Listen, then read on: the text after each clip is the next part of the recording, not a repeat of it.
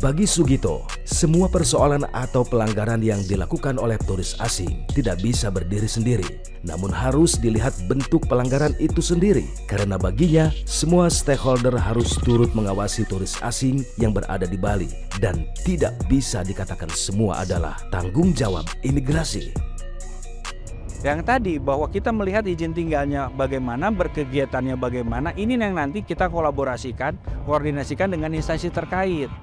Kalau misalkan seseorang orang asing misalkan bekerjanya seperti apa, nanti kita sampaikan ke Disnaker. Ini orang asingnya sesuai nggak dengan rencana penggunaan tenaga kerja asing yang diterbitkan dari Kemenaker? Bener nggak? Nah, itu yang nanti kita kolaborasikan di tim Pora. Jadi bahwa koordinasi dan kolaborasi ini perlu, Bu Tiara. Karena apa? Bahwa yang mengeluarkan izin-izin ini bukan hanya imigrasi. Oke. Tapi kalau ini yang sudah dilakukan oleh Pemprov maupun juga kepolisian ini terus diberlakukan, caranya seperti ini ya, Bu. Optimis tidak sih kalau warga negara asing itu akan sesuai dengan aturan kita, akan lurus kembali? Optimis. Mungkin tidak 100%, tapi akan sangat jauh berkurang. Kita harus tegak berdiri. Sanksi deportasi itu kurang ya? Sanksi untuk deportasi menurut Bu Nilu?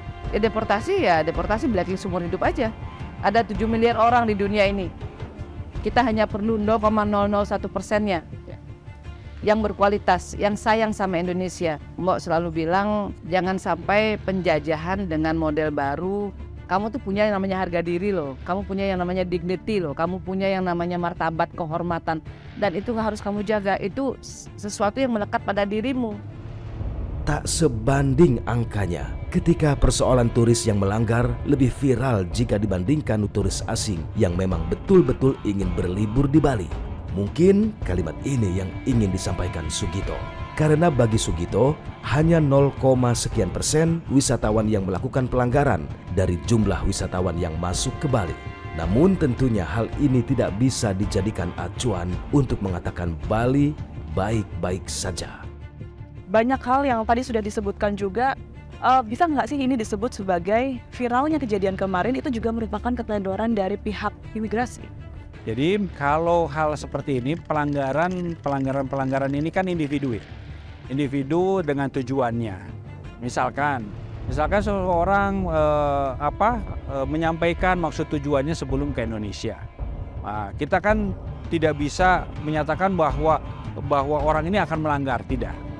Tapi setelah masuk bahwa imigrasi ada di pintu awal dan di pintu kedatangan, berkegiatan di tengah, dan pintu pemberangkatan di akhir. Nah, ini sarana pembuktian sebenarnya kepada orang asing bahwa dia sesuai dengan maksud tujuan nggak masuk ke sini. Apa kegiatannya di dalam dan sampai kepulangannya.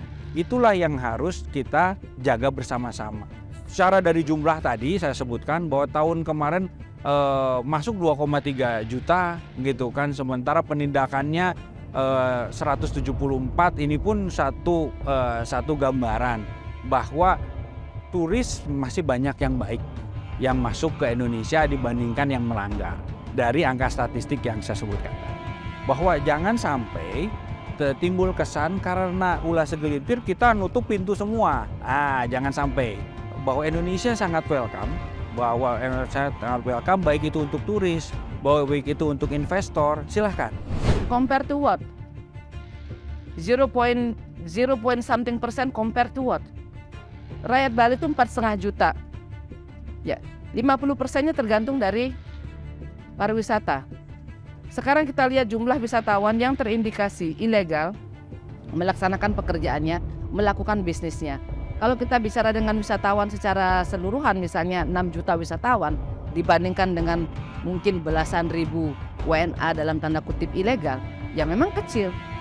Tapi ini kan wisatawan yang sebenar-benarnya, wisatawan yang memang benar-benar berwisata, kan nggak ada urusan sama yang di sini. Cuman wisatawan yang nantinya menjadi yang mereka jadikan tameng wisatawan, tapi mereka menggunakan visa dengan cara yang tidak benar.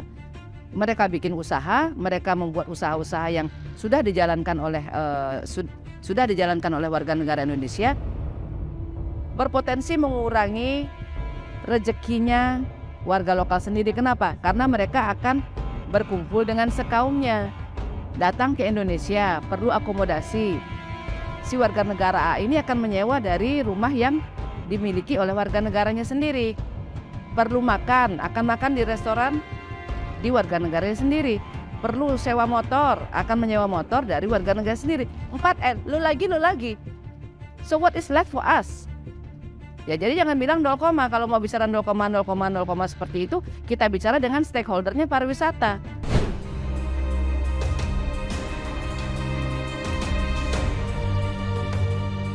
Bali selalu menjadi magnet bagi wisatawan khususnya turis asing. Tapi beberapa waktu terakhir, ramai pemberitaan mengenai tingkat turis asing yang melanggar aturan di Bali, mulai dari aturan berkendara hingga aturan visa kerja. Lalu bagaimana cara Pemprov Bali menertibkan turis-turis nakal di Pulau Dewata? Ya, sekarang saya sedang berada di rumah dinas ataupun juga kediaman dari Wakil Gubernur Bali, Pak Co Aceh. Saya akan menanyakan langsung sebenarnya seperti apa situasi dari perilaku turis di Bali dan juga sebenarnya sudah seberapa jauh kajian mengenai larangan-larangan yang nantinya sudah diwacanakan, termasuk adalah melarang penyewaan motor bagi turis asing. Kita akan langsung tanyakan. Kita ketahui bahwa belakangan ini memang untuk Bali, khususnya turis di Bali, tengah menjadi sorotan, Pak Cok. Kemudian keputusan ataupun juga wacana aturan, di sini saya sebutkan langsung, ini adalah adanya wacana pelarangan untuk rental motor bagi para turis asing, Pak Cok. Jadi kalau kita bicara tentang rental motor, sesungguhnya di Bali ini bukan hal baru. Sekarang setelah COVID-19 khususnya, di mana masyarakat tertekan selama hampir 3 tahun, bahkan beberapa negara juga sampai sekarang tertekan dengan kondisi domestiknya mereka, perang dan lain sebagainya. Nah, mereka datang ke Bali dengan segala bentuk euforianya mereka betul-betul merasakan sebuah kebebasan di Bali. Nah, ini yang saya lihat sudah merupakan sudah kelewatan kebablasan begitu ya. Sudah kebablasan khususnya dalam penggunaan berorientasi. Saya tidak mengatakan semua wisatawan seperti itu, tapi yang saya katakan banyak seperti itu. Hingga apa yang terjadi sangat mengganggu kenyamanan pengguna jalan lainnya, bahkan masyarakat kita sendiri pun terganggu. Terkala ada upacara-upacara, mereka suka jadi lonong dan lain sebagainya, dan banyak di antara mereka mengalami kecelakaan berakhir dengan kematian. Jadi sesungguhnya bukan hanya masyarakat lokal yang terganggu. Bali sebagai destinasi prioritas, sebagai destinasi utama dunia, ini juga akhirnya kami terganggu juga. Wisatawan kami yang ke Bali ingin menikmati pemandangan, ingin menikmati culture, ini juga terganggu. Nah, oleh sebab itulah kami dengan rapat bersama Forkompimda, dengan Kapolda, dengan Kanwil Kumham, imigrasi, dengan beberapa instansi terkait, sepakat untuk menertibkan. Ya. Yang pertama kita lihat tentu penertiban terhadap pihak-pihak penyewa. Ya, kita lihat juga banyak adik-adik kita, masyarakat kita belum punya motor, tidak digunakan motornya, mereka sewakan dan lain sebagainya. Penyewaan motor di Bali ini pun saya lihat berapa hari terakhir, beberapa bulan terakhir, itu juga termasuk kelompok orang asing juga sekarang mengambil profesi itu. Mereka menyewakan motor kepada teman-temannya. Mereka sendiri punya motor, mereka sewakan kepada teman-temannya sendiri. Nah, ini kan kita harus tindak ya, mereka bekerja ilegal di Indonesia. Kami sudah membentuk satgas yang terkait dengan unsur-unsur terkait, di mana dalamnya yang terkait nanti kita fokus, ada 3 fokus kita. Satu tentang penggunaan jalan raya, termasuk penggunaan motor di jalan. Kedua adalah tentang bekerja ilegal. Nah, banyak wisatawan asing yang di Bali, mereka bekerja walaupun tidak membangun hotel besar dan sebagainya. Hal-hal kecil, mereka membuat kuliner, mereka ikut membuat spa. Ya, yang siapa yang konsumen mereka sendiri, mereka bayar sendiri, mereka jadi terapisnya dan lain sebagainya. Ini kan ditindak. Kemudian masalah tempat tinggal, banyak yang overstay di Bali yang visa sudah habis, mereka perpanjang dan lain sebagainya.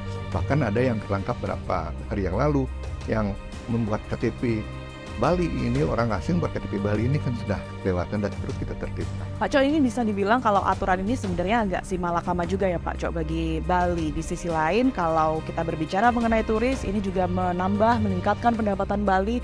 Kalau ditertibkan nanti mereka pikir-pikir lagi untuk ke Bali karena tidak bisa bebas. Menanggapinya atau mengatasinya seperti apa Pak Cok? Satu hal kriteria yang kami tidak suka bahwa Bali itu menarik gara-gara bebas, bahwa Bali itu menarik gara-gara murah.